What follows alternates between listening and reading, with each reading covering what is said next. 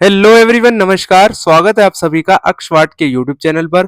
आज की वीडियो में हम समझेंगे सीबीएसई क्लास 12th की इंग्लिश का हमारा चैप्टर नंबर फर्स्ट, जिसका नाम है द लास्ट लेसन। इस वाले चैप्टर से रिलेटेड कंप्लीट स्टोरी को हम समझेंगे, साथ ही साथ में इंपॉर्टेंट क्वेश्चंस को भी देखेंगे इस वीडियो में। तो स्टार्ट करते वीडियो को।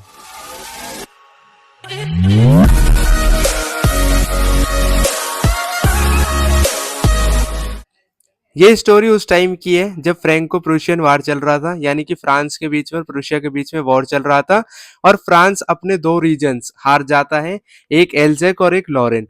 और अब जर्मनी से एक ऑर्डर आया कि अब से एल्जेक एंड लॉरेन के स्कूल्स में फ्रेंच लैंग्वेज नहीं पढ़ाई जाएगी, सिर्फ जर्मन लैंग्वेज पढ़ाई जाएगी।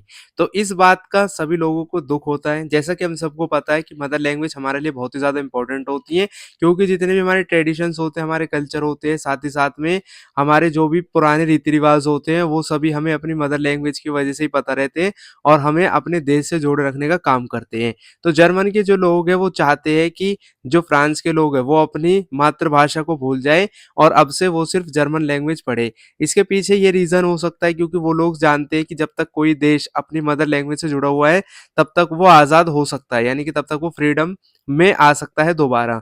लेकिन वो चाहते हैं कि अब से ये लोग हम सिर्फ हमारी बात माने और जर्मन से जो भी रूल्स है उनको फॉलो करें। इसलिए ही उन्होंने क्या किया, सबसे पहले यही रूल वहाँ पर पास किया कि अब से इन स्कूल्स में जर्मन लैंग्वेज पढ़ाई जाएगी और फ्रेंच लैंग्वेज अब से नहीं पढ़ाई जाएगी। तो इस बात का सभी को दुख होता है। तो ये स्टोरी में बताया गया है एक छोटे स्कूल बच्चे से।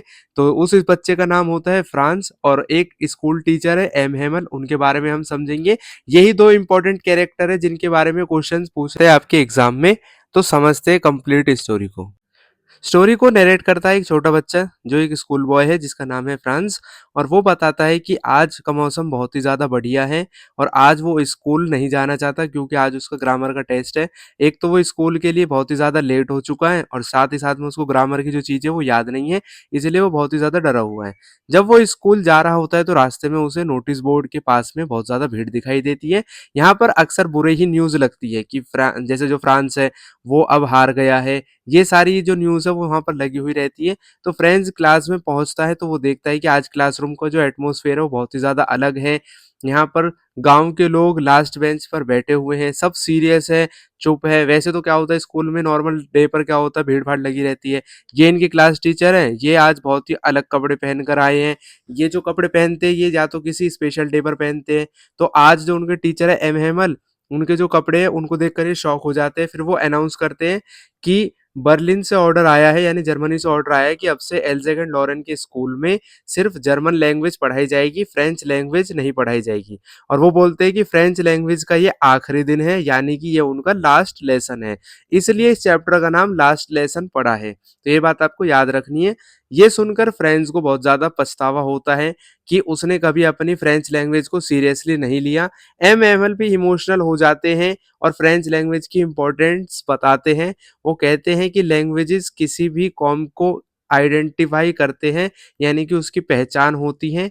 लास्ट में क्या होता है, वो उनको बहुत ही ज़्यादा अच्छे तरीके से पढ़ा रही होती है। आज के दिन का वो एक्सप्लेन करता है, फ्रांस बोलता है कि आज तो मुझे सारी चीज़ें बहुत ही अच्छी तरीके से समझ में आ रही हैं। और उसे ऐसा फ़ील हो रहा होता है आज के दिन कि जो फ्रेंच लैंग्वेज है वो बहुत ही ज़्यादा ईज़ी लैंग्वेज है और वो वर्ल्ड की सबसे बेस्ट लैंग्वेज में से एक लैंग्वेज है। फिर उसके बाद में एमएमएल इमोशनल हो जाते हैं। लास्ट में बेल बज जाती है और एम हेमल बोर्ड पर बड़े-बड़े लेटर्स में लिखते हैं विव ले फ्रांस, यानी कि लॉन्ग लिव फ्रांस। और बिना कुछ बोले क्लास डिसमिस कर देते हैं। वो बहुत ही ज़्यादा इमोशनल हो जाते हैं और सभी बच्चों को हाथ से इशारा कर देते हैं कि क्लास अब खत्म हो गई है। तो ये चैप्टर हमें बताता है कि एक देश के लिए उसकी जो मदर लैंग्वेज है वो कितनी ज़्यादा इम्पोर्टेंट होती है।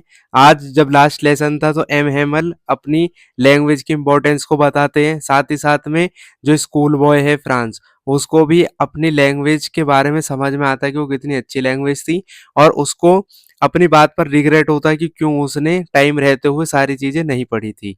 तो ये इस चैप्टर में बताया गया है। अब एक इम्पोर्टेंट क्वेश्चन कि मदर लैंग्वेज हमारे लिए इम्पोर्टेंट क्यों है, तो उसका आंसर यहाँ पर लिखा हुआ है। वो हमारी आइडेंटिटी को बताती है, वो हमें फ्रीडम का सिंबल है हमारे लिए। साथ ही साथ में हमारी इमोशनली अटैचमेंट होते हैं हम अपनी लैंग्वेज से, इसलिए ही मदर लैंग्वेज है वो हमारे लिए इम्पोर्टेंट होती है। इसके अलावा आप ये भी लिख सकते हो कि जो हमारे ट्रेडिशंस है उसका पता चलता है हमें।